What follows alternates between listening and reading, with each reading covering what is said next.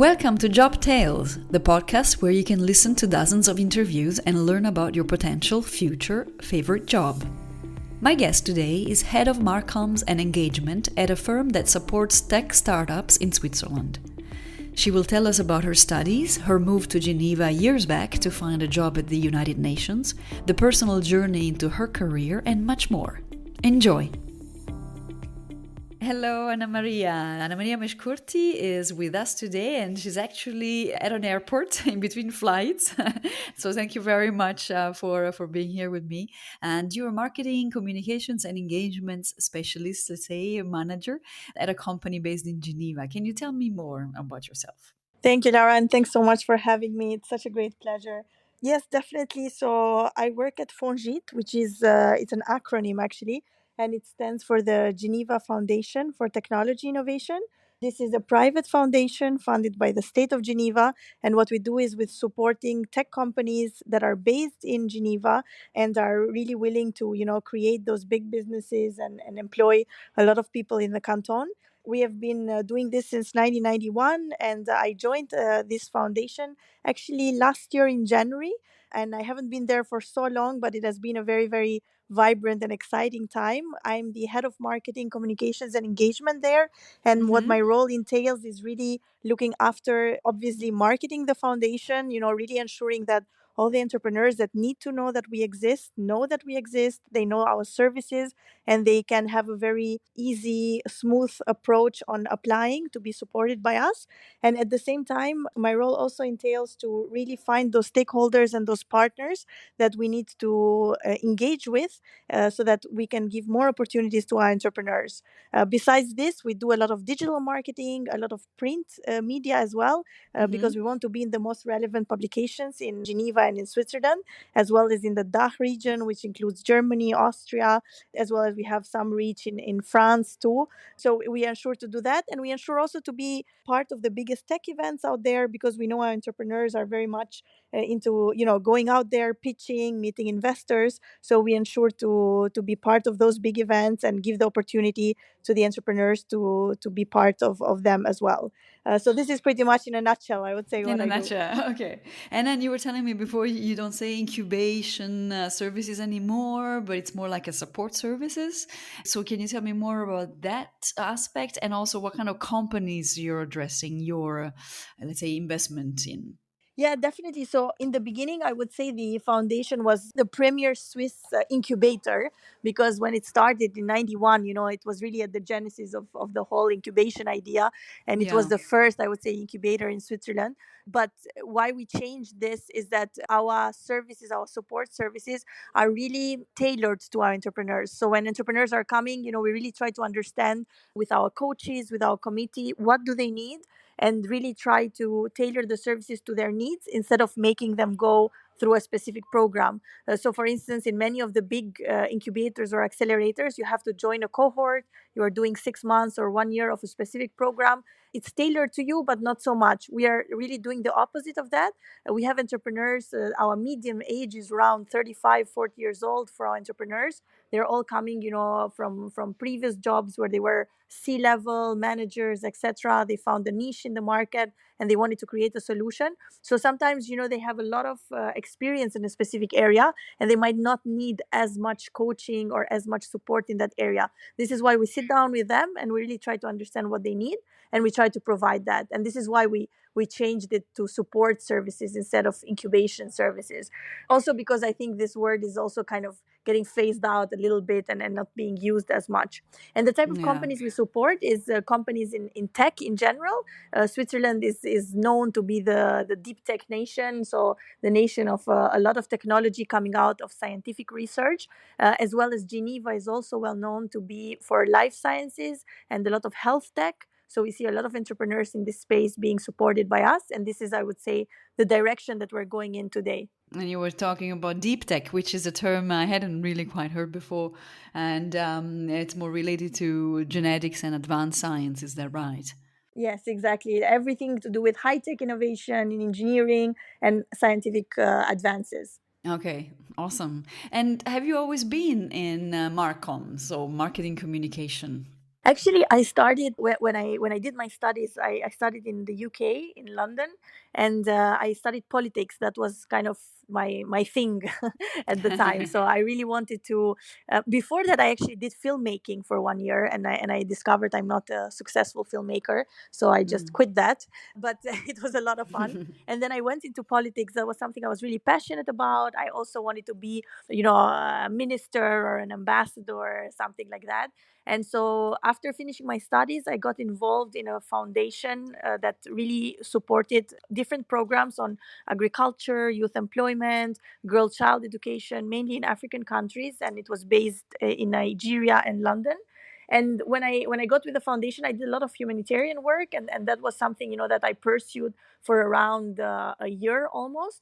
And then whoever studies politics or international relations knows that the United Nations is kind of like the place that you want to go next. And I really, really wanted to go to the UN. So you have to choose between Geneva and New York, and decide, where you want to try your luck, let's say. And I decided to move to Geneva purely because there's more chances, I thought. There is a lot of UN agencies apart from the main UN. And a lot of people don't know this. And I discovered this myself, when I was doing my research, that you have agencies like UNICEF, right, which is one of the most famous ones that we always Yeah. see them everywhere, but like WHO, the health agency, which became quite famous also during COVID. And you have so many agencies, so many programs, therefore many more opportunities than in New York, where you have the main UN and perhaps a couple more, agencies and programs, but not so much as Geneva. And so I moved to Geneva to do that. And that was really my goal, working in the UN. And honestly, I didn't have a specific desire where to work. I was just like, I want to work for the UN. So I was just applying to, Doesn't yeah, matter where. exactly. Everything that was saying UN, I was like applying for it. And did And you manage? yes, I worked for the UN for 9 years actually. Oh, fantastic. Yeah, so, Congratulations.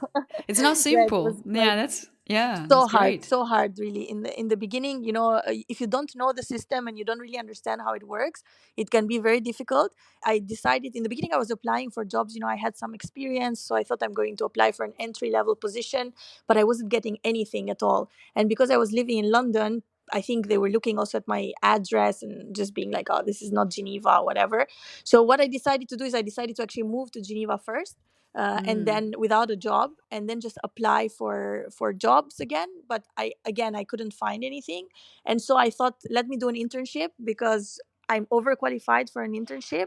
And the UN internships, not all of them, but most of them are unfortunately unpaid. And still today, this is a big debate that many of us continued to try to change. Yeah. And because it was an unpaid internship, I thought, of course, they will take someone with like a year plus of experience. It's easy to get there. So I was overqualified for it. And that's how I got in. I got an internship, and I Okay. did it for Where? Which agency? at the ITU, where I continued my career. This is the International Telecommunication Union, is the Yeah. agency that focuses on telecommunication and technology. So in the beginning, it was very hard telecom oriented, because of course telecom, especially in the good days, I would say in the booming days of telecom. And now, because of the advancements in tech since a couple of years, it's really looking at more issues of technology, standardizing, AI and metaverse, and everything that is coming out today. And I worked there for a couple of months. And something that I didn't know, and it kind of hit me, was that in this specific agency, and every agency has different rules, but in this specific agency, after you finish your internship, you have to wait for 6 months before you apply for a job there. So this is like a life lesson. Please check the rules before. Because I thought, I will get this internship, I'll do my best, try to impress everybody, and then get a job after. So when I finished the internship, they were super happy. They would be super happy to keep me. But unfortunately, I had to wait 6 months. And as we know, 6 months is a long time. People forget about you. So I was really kind of stressed about it. And I was very lucky that through my time at the internship, I really put a lot of attention to network with people. And this is what I would say is one of the key things that I always mention throughout my career. Networking, or kind of creating strong relations with people, has been, I would say, like a game changer for me in the career, and has really helped me. So through that, I managed to get something else in another agency. and then come back to the ITU after the 6 months, and then continue my career there for almost 9 years. Oh, fantastic. And then what brought you then to Fongit? There was like a new opportunity. Did they contact you, or did you want to explore new things? So, after 9 years in the UN, I changed a lot of jobs. So I was very lucky. I was promoted a lot of times. Oh, sorry about this. This is the You're at the typical airport. sound that happens, yeah, from the live live movements. So together we're gonna hear the update. But yeah, so what happened basically was that after some years at the UN, I moved a lot of jobs, so I was lucky to get promoted, and I had a bigger team, and I was doing new things, and this is something that I would say kept me staying, because if I did the same job for so many years, it would have been quite difficult to stay. I'm this kind of personality that gets bored after some times. I So I see. like to, yeah, I like to move. I like to do new things. Even when I get a job, I always try to add like more stuff that has nothing to do with the job to grow. So I can hear you're a high energy person, so you do need to get challenges in your life, right? exactly. So you can imagine, like, if I was doing the same job for 9 years, it would be like impossible. So after that, I decided, like, when you have a goal and you say, like, oh, I really want to do this, or you see, like, your colleague and you say, I would love to be in that position. And then you get to that position and then you say, like, okay, what now? It's the same Mm. thing, but, you just have more responsibility, more kind of team members to manage. But in the end of the day, you don't really see, like, why you were so obsessed with that. And that's kind of what happened to me. So then I started thinking, maybe it's the time for me to make a change. And people say usually you should stay up to 10 years and then move jobs. So I try to, like, read a lot and try to think, what I want to do. And then I got recruited actually on LinkedIn, which I totally thought it was a scam when they wrote to me, because I was like, what, you want to hire me and you're sending me a LinkedIn message? This is weird. But it works, so please answer your LinkedIn messages. This is my my lesson from that one. And there was a recruitment agency. They sent me a message. Then they said, we have a position which kind of merges marketing, tech, like the government slash private sector. So it's kind of for a person that has a lot of different experiences. And given I ran an incubator program at the ITU, I also had this experience, Mm. with startups, and the experience with governments, of course. So it kind of like fit in. And I went to do a couple of interviews. I really loved the place. It was really, really cool. And I really loved the team I had at ITU at the time. So it was very difficult. But it was one of those things, like, either you're going to move now or you will continue the career there. So it's like Yeah. one of those moments that you just take the risk and then you see what happens after. So far, no regrets. No, no, absolutely not. I try not to have any regrets in general. And I have to say, every job I did, it's really been like a learning experience. I did once a job which I thought was kind of not good enough, or whatever one could say, that wasn't like, something I felt like I was wasting my time. And somebody gave me this advice. They said, whatever job you do, even you think it's not the right job for you or whatever, you are in it now. So just do your best, learn whatever, and then move on. And I really took that advice to heart. And when I moved after to another job, a couple of things that I learned in that job, which I thought was not good or whatever, actually made me, lead things in the other job, because nobody was aware of those. So that really stayed with me. So every time I do something, I try to do it like 100%, very good. And then if you want to move, you want to move, but at least nobody has anything to say about what you did. And now you're traveling a lot for work. So what does your work entail in terms of traveling? Where do you go? What do you do? So in terms of work, we are really focused on bringing, entrepreneurs, either like ensuring that we're supporting the ones based in Geneva already, but also Yeah. ensuring that there's others, that might be interested to move to Geneva to open their companies there. This is not our primary, let's say, responsibility, or our primary focus, but it's always good to ensure that we are doing that. And it's also good to ensure that we are going to events, we are, speaking at various events, so that entrepreneurs know that we are here. Okay. But also, Okay. when entrepreneurs are getting investors from different countries, if they say, oh, I'm incubated or supported or whatever they want to say by Fongit, the investor is not like, what is this? I've never heard of it. So this is why we Mm. do this job that at first hand might seem unrelated, but then, if you've heard of us, then the entrepreneur, it's easier for them to make the case, instead of if you've never heard. It's like when people get supported by Y Combinator, which is like one of the biggest support entities in the world, I would say, and some of the best startups coming out of it. Immediately, if you hear that, you're like, oh, you must be a good startup. So this is the Hmm. same kind of strategy in marketing behind. Okay, so now you're going, for example, to Kuwait, if I understand correctly. Yeah, so I'm going to the Middle East, Yeah. exactly, in a couple of different countries, and for various, like events, and then various meetings, to see if there is Okay. some sort of connect. I also, at the same time, am part of the Global Shapers community, which is a World Economic Forum community of young people that are really giving back time to the cities they are part of. And through this network as well, I get to do a lot of activities with them. And this also, I always try to, ensure that wherever I go with this community, I also involve my work, in the sense that I can also kind of Mm, promote my work. okay. So sometimes I'm doing things with this community in my personal time that I try to involve my work in as well. Ah, fantastic. So no boring day for you. Yeah. And what would you say has helped you a lot in your career so far, in terms of lessons learned and skills that you've acquired over the years? What has helped me, I would say, definitely people. I Hmm. mean, I'm here because of people gave me chances, and I think that's like something so important. So I put a lot of importance on creating relations with people, and being very, open, and very kind of yes man type of person. So many times, I try to take opportunities that people have given me, or if I've been asked for support, and it's not in my job description, as some people say, or it's not part of maybe what I should be doing. I always try to make sure that I'm doing that, because it's very important. I think in the long run, you create a lot of good relations with people. You showcase what you can do, and you never know then later on who appreciated that, and who gives you an opportunity that you wouldn't have. So I would say being like very open, and really taking chances. Even sometimes, I do things that I say yes, but actually I don't think I can do it, or I'm not so sure. And then I just start stressing about it later on. But in the beginning, I just say yes, and I just take it. And I think this kind of attitude has really helped me, because it really has opened more doors. So sometimes I do things that I think I cannot do it, but then it opens another door and another door.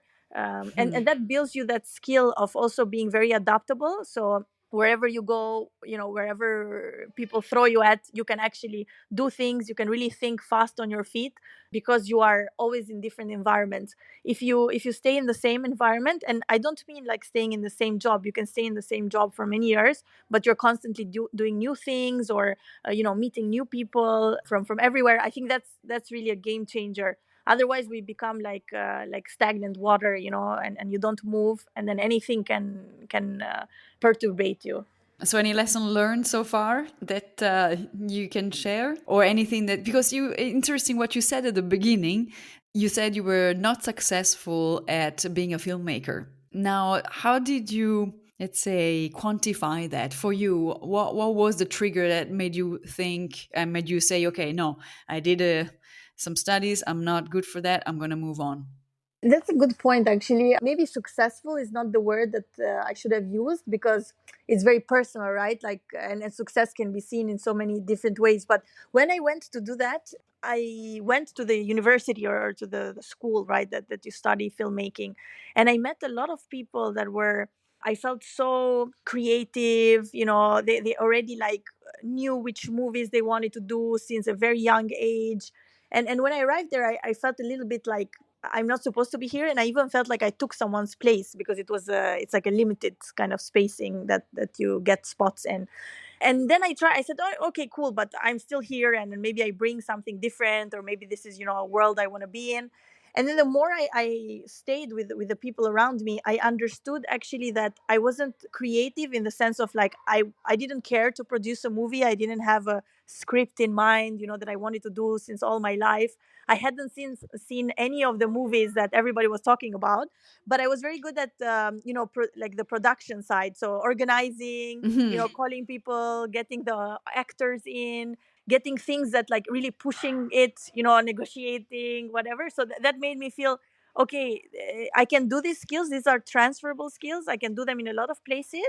So I'm not going to do them in the movie industry, and I'm going to go into another industry.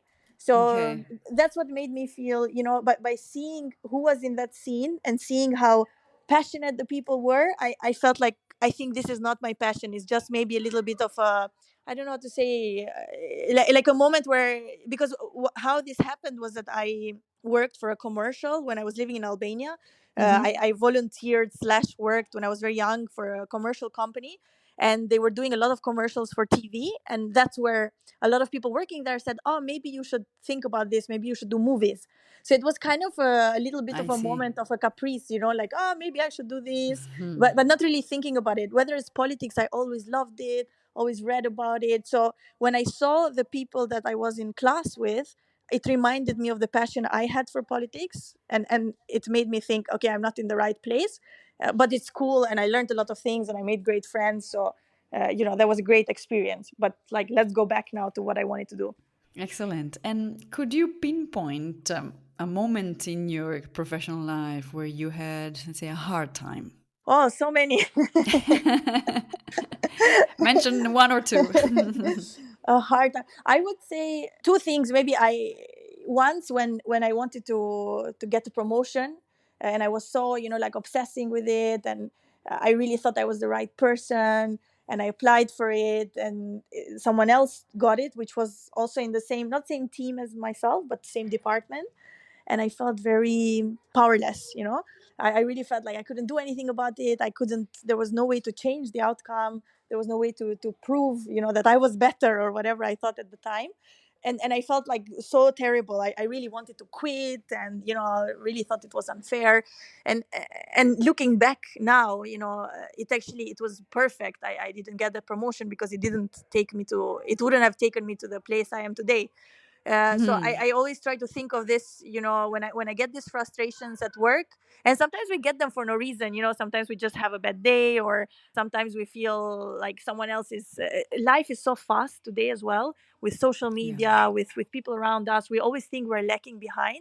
So up to a couple of years ago, I would say I had this feeling, like constantly comparing, constantly looking at what others are doing, always feeling behind, because you'll always be behind. I mean, there's always someone doing something better. You cannot be good at everything. So I always try to focus now, since a couple of years, on my own thing. Like, this is what I'm trying to do. If it doesn't work out, fine. This is how happiness looks for me. This is how success looks for me. It's really hard, of course. It's easy to say it because I fall Yes. back into so many things. Like, sometimes I hear from people, and I'm like, what? This is so amazing. Like, what am I doing? But you have to just remind yourself every time, like, it's okay. Like, you're doing your own thing. And I would say this is the kind of, like, the biggest frustrations when you feel, at work you're not doing enough, or you're not good enough. But at the same time, something that has come out recently, the whole kind of work life balance, not that has come out recently, but in the sense it has gotten a lot of attention, is something that I also try to really focus on, because in the end of the day, we need to really ensure that, yes, we enjoy our work, we're doing our best, but we're also not killing ourselves just working all the time because we want to reach the next level, and then at some point you don't even know why you want to go there. You just want to go there because it looks like that's where you want to go. And that was what happened to me when I was at the UN with these promotions that I mentioned. When I got to the level I wanted, I was a little bit lost, like, okay, so what do I do next? What's my goal now? So my goal Yeah. cannot be just another level, because eventually these levels will end, and then what are you left with? Yeah. Yeah. So Excellent. I don't No, know if I answered your question in a yes. lot. No, yeah, very good. Yeah, it's excellent. You made definitely a very in-depth observation for your life, for yourself, and not always we manage to do that. Sometimes we don't have the tools to think and look back and extract ourselves from ourselves in order to see what's happening. So that's excellent. And then one last question, because we you need to go, and also our time is up, is what did you wish they told you back when you started your professional career that you didn't know then? Apply for jobs you're not qualified for. Definitely to be a little bit more, out there, in the sense, more more confident because things are okay, and what's the worst case scenario. So in the beginning, when I moved from Albania to the UK, I was so kind of thinking, oh, I don't speak English good enough. I cannot apply for this. I don't think I'm good enough for this. So just having people to push you and say, yes, you're good enough, just apply. What's the worst case scenario? You're going to get rejected, and then you apply to something else, or you'll get the job, or you'll get the opportunity, and then you just move on to the next thing. So I wish you have someone like this, behind you all the time. And this can be many times your family members, your siblings, a very good mentor, a very good friend. And having mentors, we hear this a lot, and sometimes it sounds like a cliche, but really I understood the importance of it later on, because those people that I consider now as my mentors are the ones that really gave me the opportunities, but also pushed me in the right directions, and also advised me when I was a little bit maybe like hot-headed or trying to make decisions quickly, to really take my time and think. So now every time I take big decisions, I always call 2-3 people that I really appreciate their advice, and it's very funny also to see how they think. In the end, I make my own decision, of course, but it's very interesting to see how they're all having different opinions and different advice, and then you can do that. So Yeah. that's definitely something. Yeah, I try to do this with my brother now. I try to tell him things that, like, I thought were my mistakes, and I want him not to do them. But in the end of the day, when you're at this age and young, you don't listen to anyone, You and don't then listen, not even to your sister. exactly. Yeah, but keep trying. Maybe he'll listen one day.